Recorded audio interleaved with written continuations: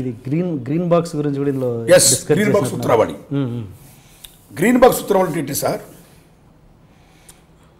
WTOతో అంటే ప్రపంచ వాణిజ్య సంస్థతో థర్డ్ కంట్రీస్ లైక్ ఇండియా, భారతదేశం, వర్ధమాన దేశాలు ఏవైతే ఒప్పందాలు కుదుర్చుకున్నాయో అంటే విదేశాల నుంచి సరుకులు దిగుమతి చేసుకోవడం, స్వదేశాల నుంచి సరుకులు ఎగుమతి చేయడం ఇవి ఉంటాయి కదా. ఇవాళ ప్రపంచం కుగ్రామం అయిపోయి కదా, నేషనల్ ఇంటర్నేషనల్ మార్కెట్ కదా, మెకనైజేషన్ గ్లోబలైజేషన్ మొత్తం వచ్చేస్తుంది కదా. అలాంటి దేశంలో ప్రపంచ వాణిజ్య సంస్థలు, ప్రపంచ బ్యాంక్ షరతులు సో మెనీ వర్కౌట్ చేస్తున్నాయి కదా. ఇలాంటి దశలో ఈ WTOతోని సార్క్ దేశాలతోని ఒప్పందాలు కుదుర్చుకున్నప్పుడు స్వదేశీ రైతులు పండించే పంట ఏమైతే ఉందో ఆ పంట ఇక్కడున్న స్వదేశీ రైతులు వినియోగదారులు ఏమవుతుందో వాళ్ళకి సరిపోయినంత కాలం విదేశాల నుంచి ఆయా సరుకులు దిగుమతి చేయకూడదు.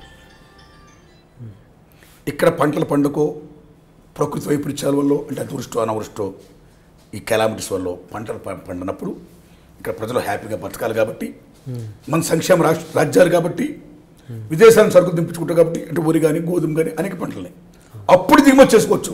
కానీ ఇక్కడ రైతు పండించగా పంట ఉంటే సరిపడా ఉంటే దిగుమతి చేయొద్దు. ఇక్కడ ముందు స్వదేశీ రైతు బాగుండాలి. స్వదేశీ రైతు పండించిన పంట మార్కెట్లో సేలబుల్ అవ్వాలి, రైతు బాగుండాలి, వినియోగదారుడికి ఇక్కడ బాగుండాలి అని చెప్పేదే గ్రీన్ బాక్స్ ఉత్తర్వులు అండి. సో దాన్ని కూడా పెడచని పెట్టి వేళ విదేశాలతో లాట్లుగా ధాన్యాలు, గోధుమలు, మిరపకాయలు, పత్తి దిగుమతి చేసేస్తే ఇక్కడ వినియోగదారుల అవసరాల దృష్ట్యా ఏమైతే ఉందో అవసరానికి సరిపడా ముడి సరుకు, ఆ ఉత్పత్తి, ఆ పంట ఇక్కడున్న మన స్వదేశీ రైతులు పండిస్తున్నప్పుడు ఇది మార్కెట్ పరంగా కాకుండా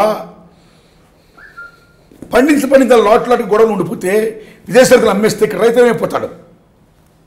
రైతు బాగుండాలంటే ముందు ఆ దిగుమతి తీసి ఏమైతే ఉన్నాయో అవి ఆపాలి. ఇక్కడ ఉండగా సరుకు దాన్ని కాపాడేది ఆ రకంగా చేయాలని చెప్పేదే గ్రీన్ బాక్స్ ఉత్తర్వులు అండి.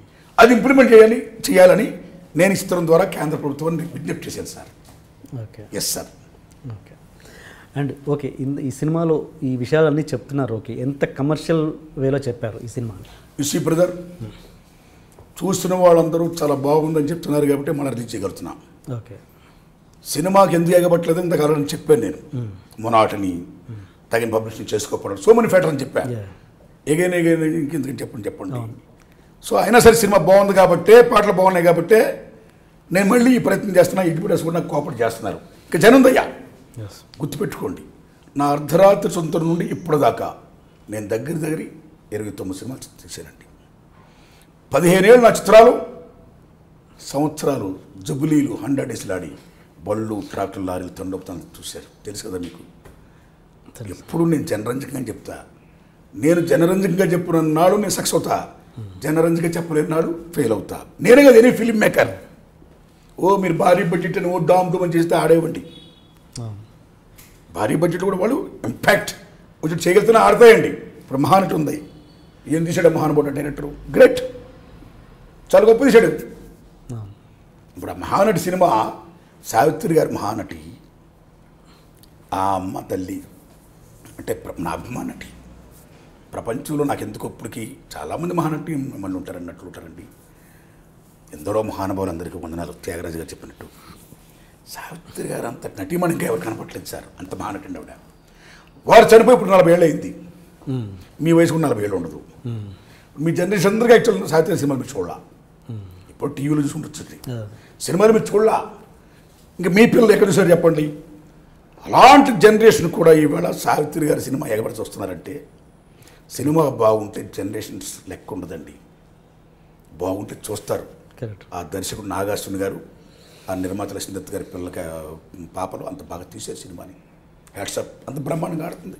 అలాగే నా సినిమా కూడా, మీ సినిమా కూడా, ఎనీ సినిమా ఇప్పుడు ఒక థియేటర్కి మీకు నచ్చి మీరు ఒక్కరు వెళ్ళారనుకోండి సార్, మీరు ఒక్కరే వెళ్తారు. మీ మిసెస్ గారు నచ్చింది అనుకోండి, మీ ఇద్దరు వెళ్తారు. మీ పిల్లలు నచ్చింది అనుకోండి, ఇంటర్నల్ పని వెళ్తారు. That is the greatness of a film. అలాగే మా సినిమాలు కూడా, ఇప్పుడు నా సినిమా కూడా అన్నదాత సుఖీబాబు చాలా బాగా తీసుకున్న నారాయణమూర్తి. మీ హిట్స్ ఎలా ఉన్నాయో అప్పుడు ఆ రోజుల్లో గొప్ప సినిమాలు, గొప్పగా ఆడిన సినిమాలు ఎలా ఉన్నాయో అంత గొప్పగా ఉంది ఫిల్మ్. అయితే నువ్వు సరిగా పబ్లిష్ చేసుకోకపోవడం వల్ల నీ సినిమాలు అంటే ఎలా ఉంటాయిలే, ఇంకేం చూస్తావులే అనే మోసం ఏమవుతుందో ఆ ఫ్యాక్టర్ వల్ల ఎగబడి రావట్ల జనం, యూత్ రావట్ల. ముఖ్యంగా నీకు వచ్చే నేల నుంచి వస్తున్నారు అవి కొన్ని సీట్లు.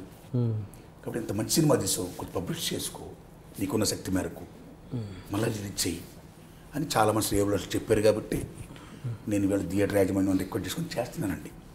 కాబట్టి ఇక్కడ క్రేజ్, సో మెనీ ఫ్యాక్టర్స్ ఉంటాయండి. ఈ రకమైన సినిమా ఆ రోజుల్లో నా సినిమా 6 సినిమా వస్తుంటే ఎగబడిపోయి వెళ్ళిపోయేవారండి దేవుడి దగ్గర జనం. ఓ క్రేజ్, ఓ మూమెంట్. అదే అవును, అలా సినిమాలు ఎక్కువైపోయాయి. మొన్నటి వచ్చేస్తుంది. ఒక యాపిల్ పండుని మీరు ముందు తిన్నప్పుడు చాలా బాగుంటుంది, రెండోసారి తిన్నప్పుడు కొంచెం తగ్గుద్ది టేస్ట్, మూడోసారి ఇంకా తగ్గుద్ది, నాలుగోసారి ఇంకా తగ్గిపోద్ది. అంటే యూ టు అప్లై క్రమక్షీణోపాంతర ప్రయోజన సూత్రం అప్లై చేయాలి. Understand sir? క్రమక్షీణోపాంతర ప్రయోజన సూత్రం. అలా అయిపోయి నా సినిమాల పరిస్థితి మోసొచ్చేసి. అయితే నా విశ్వాసం ఏంటి, ఎప్పటికైనా యాపిలే, దాని టేస్టే. గ్యారెంటీగా సినిమా బాగుంటుంది, జనం చూస్తారు. చూసినట్టుగా తెలిసినట్టుగా మనం చేసుకోవాలంతే అని నేను ఈ ప్రయత్నాలు సార్. అది సార్ టీఎన్ఆర్ గారు. అంటే ఇప్పుడు మళ్ళీ ఆ ఇంప్రెషన్ రావాలంటే మీరు ఇప్పుడు ఏం చేయాలి? ఇప్పుడు ఏం చేసేది ఏముందండి, ఒకటే సార్ ఏం చేసేది ఏముంది చెప్పాను మీకు. నేను బీభత్సంగా నేను నా సినిమా ఓ 2 కోట్లు పెట్టినప్పుడు, సినిమా తీసినప్పుడు కనీసం ₹1 కోటి నేను పబ్లిసిటీ పెట్టగలిగితేనే నేను సినిమా తీయాలి. లేకపోతే కనీసం ఎంత పెట్టాలి. ఇప్పుడు మీరు చెప్పారు ఇందాక డిజిటల్ ఫార్మేషన్ ఉపయోగించుకోవాలని చెప్పారే, మీరు వాళ్ళ దగ్గరకు వచ్చి ఇలా ఇంటర్వ్యూలో నా సినిమా సంబంధించిన 3 సరుకు ఇచ్చి తెలిసేట్టు చేయాలని చెప్పాలి. అంతకంటే ఏం చేస్తామండి, ఎన్నింటిని మించి ఎన్ని చేసిస్తే సినిమా వచ్చి జనం చూశారండి. సినిమా బాగుండాలి, ఫస్ట్ బాగుండాలి సినిమా. చాలా సినిమాకి అన్ని చేస్తున్నారు కానీ ఆడుతున్నాయి అండి, బాగుంటేనే ఆడుతున్నాయి. వాళ్ళ అభిమానులు బ్రహ్మాండంగా ఆడుతుంది, డిజిటల్ కంటెంట్ బ్రహ్మాండం చేశారు వాళ్ళు. ఎందుకు ఆడుతుందండి, బాగుంది కాబట్టి. మహానటి బ్రహ్మాండంగా ఆడింది. మధ్యలో మనం చాలా సినిమా పెద్ద ఆడే చూసాం మనం. రంగస్థలం బీభత్సంగా ఆడింది, భరత్ నేను బీభత్సంగా ఆడింది. సమ్టైమ్స్ బాగుంటే జనం బ్రహ్మాండం పడతారు. అవి వేరన్నా, అవి వేరు, నేను వేరు. నా యొక్క ఒరవడగల సినిమాలు అదేలేండి.